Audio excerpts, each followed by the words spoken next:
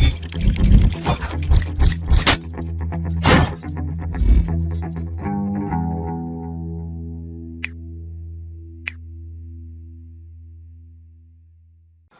everyone, welcome you all back. In this lecture, we are going to see the working and layout of nuclear power plant. As Albert Einstein said, nuclear power is a hell of a way to boil the water, right? Overview of this presentation is, first we will see the introduction, nuclear reactions, nuclear power plant, and the safety of the nuclear energy, and finally we will discuss something about the nuclear waste, right? So the introduction of the nuclear power. In 1789, uranium was discovered by a German scientist. It was named as uranium after the planet Uranus, right? In 1895 to 1945, there are several researches going on the atomic radiation and atomic reactions, nuclear fission reactions, atomic changes, all those things. In the last 6 years, that is 1939 to 45, most development was focused on the atomic bomb. From 1945, that is after the World War, from 1945, attention was given to how to harness the energy in a controlled manner for naval propulsion and making for electricity. Since 1956, the prime focus has been given on the technological evaluation of reliable nuclear power plants. Okay, it has lot of economical advantages, like the energy in 1 kilogram of highly enriched uranium is equal to 10 lakh kg of oil, is equal to 10 lakh kg of oil. That is 10 lakh times as much as energy in 1 pound of uranium as in 1 pound of coal. If you burn 10 lakh kilogram of oil, then you will get the energy that is equal to the, that is same to the energy extracted from the 1 kilogram of enriched uranium, right? So nuclear energy annually prevents 5.1 million tons of sulfur, 2.4 million tons of nitrogen oxide, 164 metric tons of carbon. If you use nuclear energy, this much of pollutants can be avoided. In 1956 only, England proposed its first commercial power plant. 17% of the world's today's electricity is from nuclear energy, right? These are all the energy nuclear power plants which are installed in North America and Europe countries and in some here, right? Basically, an atom will have positively charged protons, negatively charged electrons, and non-charged neutrons, right? If the number of neutrons is equal to the number of protons and electrons, it is called as stable. From the same element with a different number of neutrons are called as isotopes. Most of the isotopes are stable. Some of the unstable isotopes release emitting the energy that is called as radiation. So what is nuclear fuel? Natural uranium is only made up of 0.71 percentage of U-235, right? Our main fuel, that is U-235 is our main fuel. The rest of that uranium are U-238, right? Not all the countries have the uranium deposits. It can be extracted from the seawater, right? You have to enrich it after the mining. 20% of the enrichment is legal limit. Most of the plants uses 3 to 5% enriched uranium only, right? This is the fuel cycle. In detail, we will see the fuel cycle in later videos, right? This is a formal example for fusion reactions. That is, for every fusion reaction, it will emit 0.4 to MeV, right? This is fission reaction. U-35 is when a neutron hit the U-235 and it will splitted into three neutrons, 1, 2, 3, three neutrons and krypton and barium, Ba141, right? These three neutrons again hit the U-235 and again it will be splitted into. If it is continuously splitted, then the reaction will be in uncontrolled manner. That uncontrolled reaction is called as atomic bomb. If you control this uncontrolled reaction, then you can extract the power from the fission reaction, right? That is what happens in the nuclear power plants, right? This is what given here. Here This U-235 atom is hit by a neutron and it will give two fast neutrons. The moderator is used to make the fast neutron into slow neutron, and it will absorb some amount of fast neutron. Then from one reaction there is only one slow neutron. That slow neutron will hit again a U-235 and it will emit again the fast neutrons. Then the fast neutrons are absorbed or make converted into slow neutrons by the moderator, and it will be given to the another reaction. This is the controlled reaction takes place in the nuclear power plant. Basically, nuclear steam plants are classified as boiling water reactors and pressurized water reactors. This is the layout schematic diagram of the boiling water reactor. If you see here, moderator. In the last diagram you have seen the moderator, right? The moderator is nothing but the heavy water, that is D2O. That moderator, that heavy water itself gains the heat inside the reactor vessel. Here, the moderator itself, that is the heavy water itself, gains the heat from the reactor vessel, and it will go in this direction to the turbine. In the turbine, because it is in the steam condition, it will expand in the turbine. Because of the expansion of the steam, the turbine blade starts to rotate the shaft connected with the turbine, and that shaft is connected with the generator. This generator will generate the power and give it to the power lines, and through the power lines it will supply it to the industries and homes, right?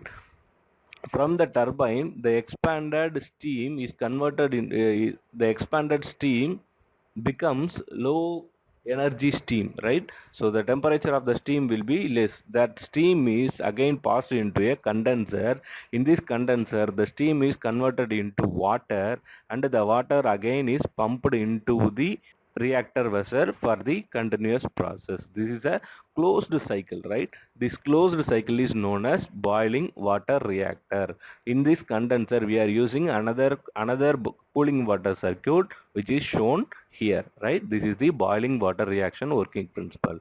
Next one is pressurized water reactor. In pressurized water reactor, instead of making the heavy water as the working fluid, here the reactor, inside the reactor vessel, the heavy water gains the heat from the reactor vessel, and it will not be converted into the steam, whereas in the boiling water reactor, right? It will be a hot water when coming out of the reactor steam, and this hot water exchanges the heat with another water circuit. That is, this water circuit gains the heat from the heavy water, and it will be converted into steam. From here, the steam will be sent to the turbine. The steam is used to rotate the turbine, and through the turbine the power is generated. Then the steam is again sent to the condenser in order to convert into water. Then the water again pumped into the heat exchanger to complete the cycle. So this is one water cycle. This is heavy water circuit, right? So we are using two circuits here. One is heavy water circuit, another one is steam circuit, right? This is the pressurized water reactor, and this is another layout of pressurized water reactor. This is reactor vessel, and from the reactor vessel, heavy water is given into the steam generated. The steam here is sent to the turbine. The water is taken from the condenser, right? Okay, this is how the enriched uranium fuels are palletized and kept into the reactor vessel, right? These are all this here. This figure shows the fuel pellets, right?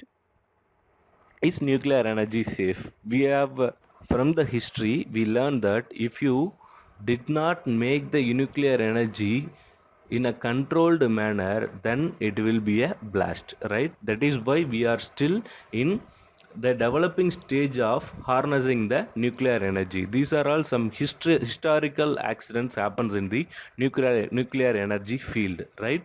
This is the first accident happened in 3 Mile Island, right? A relief water valve a relief water valve stuck open and allowing water to escape from the core. It is a meltdown has been happened inside the reactor, and there is no major leak fortunately to the environment occurred.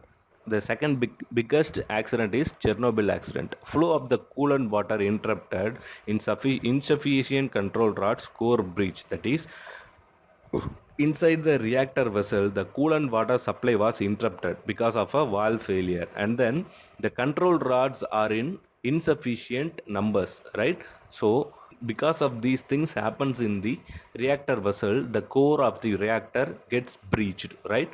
Graphite used to slow the neutrons in reactor caught fire. The water sprayed on graphite. So since the water sprayed on graphite, it results in hydrogen gas formation, and nearly 150,000 people in 60-kilometer radius permanently evacuated because of this accident only.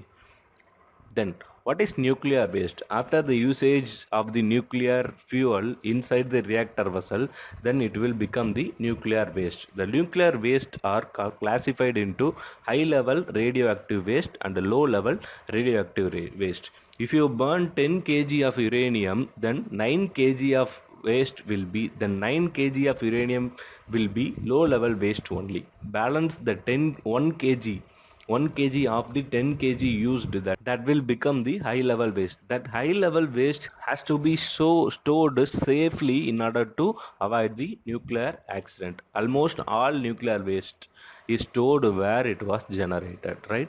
Options for nuclear waste. What are the options available to store the nuclear waste? So the deposition of high level nuclear radioactive waste.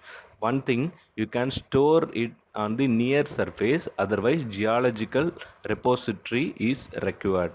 So this near surface storage can be distributed storage or centralized storage. The advantages of these are, it is very feasible and safe, secure, as long as resources are continually committed. That is, resources has to be continually monitored. Here in geological respiratory, it is feasible, safe, secured with reduced active measures, right? Here at near surface, the nuclear waste can be stored in a container. Those containers can be stored in a separate places near to the nuclear power plant. That may be a centralized storage or distributed storage, right? Whereas in geological respiratories, one is open respiration, another one is sealed one. In open respiratories, the nuclear waste are stored under several feet of height below the ground, and a opening is given to monitor or to measure the radiation. Whereas in the sealed containers, there is no opens given to measure this radiation, right? If you can compare the nuclear power with the coal power, where the coal-fired electric plants releases 4.5 million tons of CO2, whereas here it will give only the 70 feet cube of high level waste per year. No CO2 is released here, and in coal-fired plants you will get the ash content of 3.5 million feet cube.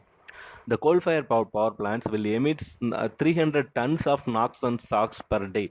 But here in nuclear power plant, it will not emit any such harmful gases to the atmosphere. This is the basic comparison between nuclear power and coal power. Thank you all.